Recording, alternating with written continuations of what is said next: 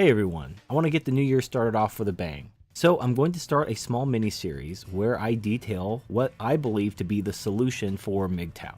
Now this isn't meant to be the final word on anything, this is just my opinion. Like my previous traditionalism/egalitarianism cycle, this is a working theory, so it may change over time. However, this is going to be somewhat long and comprehensive. And so rather than detail everything from start to finish, I'm going to break this up into smaller videos. This accomplishes two things. One, it's going to allow us to have a conversation.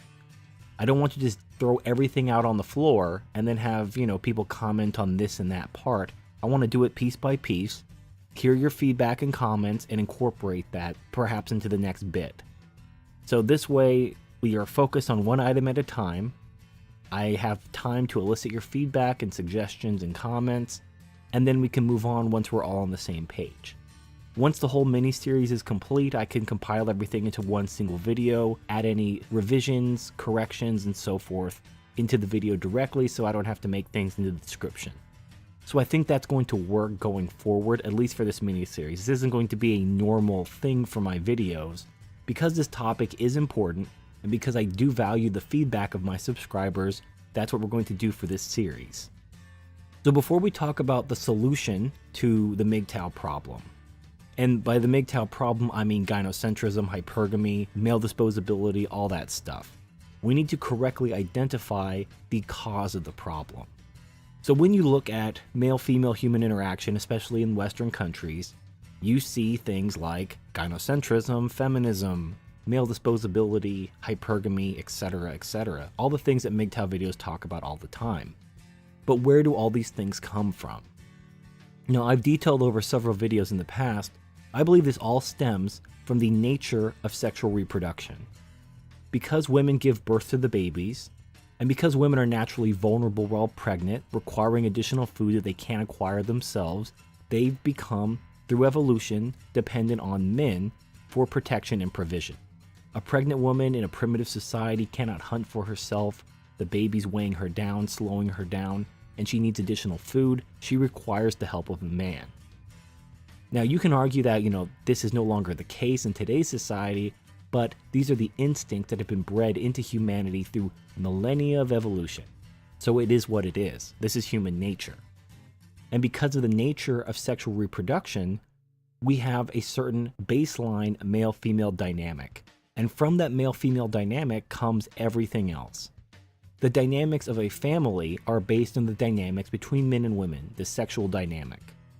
And the dynamics of that family extend into the dynamics of a tribe or a clan or some other social structure, which then becomes the basis for a society. Thus, we can trace a society, how a society at large treats men and women, to how families treat men and women, to how men and women treat each other. Everything comes down to the nature of sexual reproduction in humans. Now, in previous videos, I also talked about sexual dimorphism and all this other stuff. It all feeds into the same concept. You can boil everything down to nature. This is how humans are. We may not like how humans are, we may wish to change how humans are, but this is how humans are.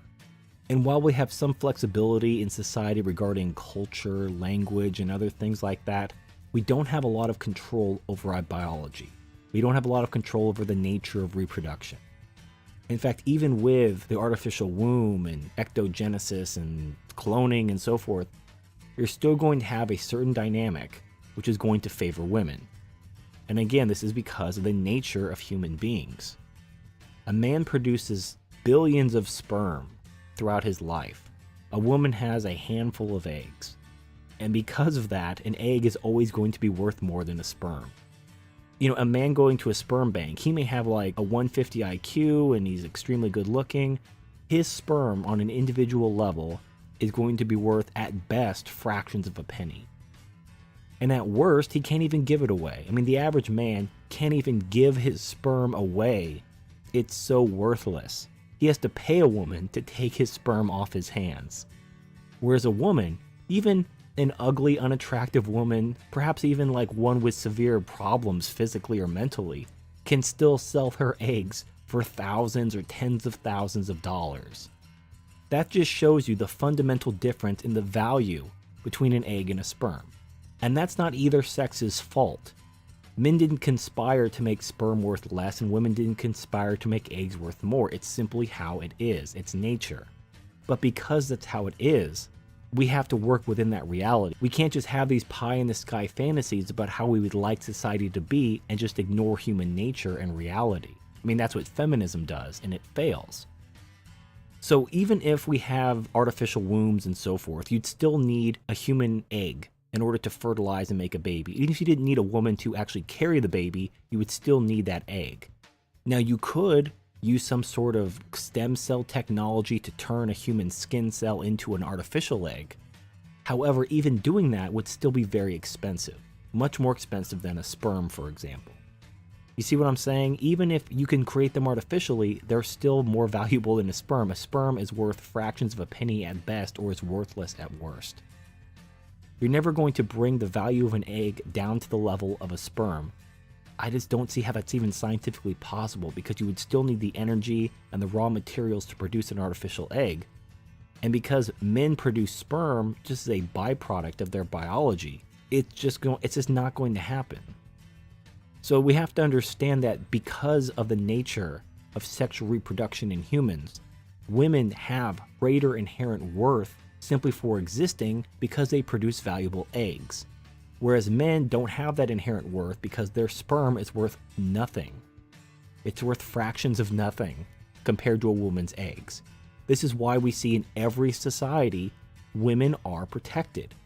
Women are valued simply for existing, whereas men need to prove their worth through some sort of service or merit or something.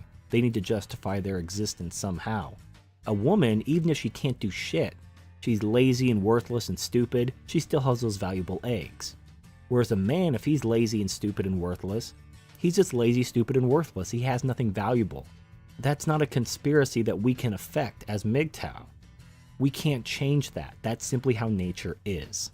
So there are certain things we can change and certain things we can't change. The problem is sexual reproduction in humans, the nature of sexual reproduction. If we want to change hypergamy, if we want to change male disposability, if we want to change gynocentrism, we need to change the nature of sexual reproduction in humans. That is the only way the problem gets solved. Anything else, at best, is just slowing the problem down. So my solution has essentially 3 different areas of focus.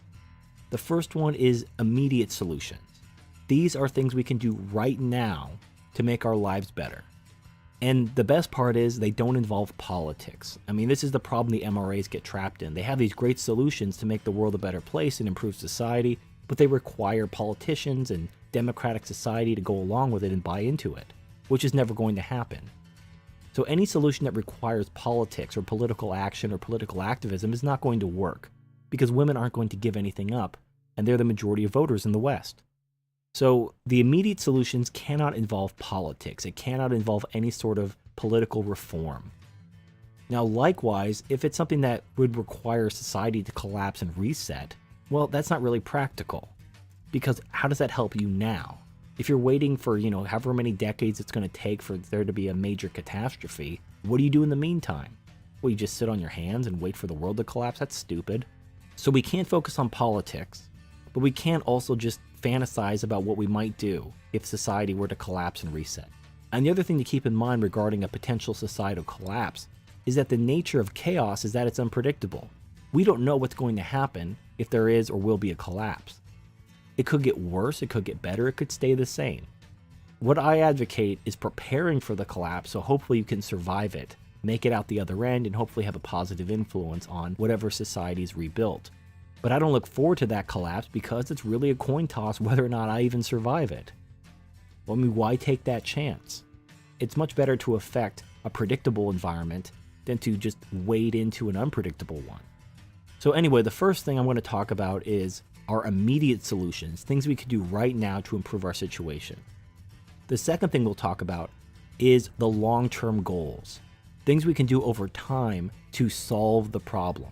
Now, the problem in this area is that a lot of these things require levels of science and technology that we simply don't have right now.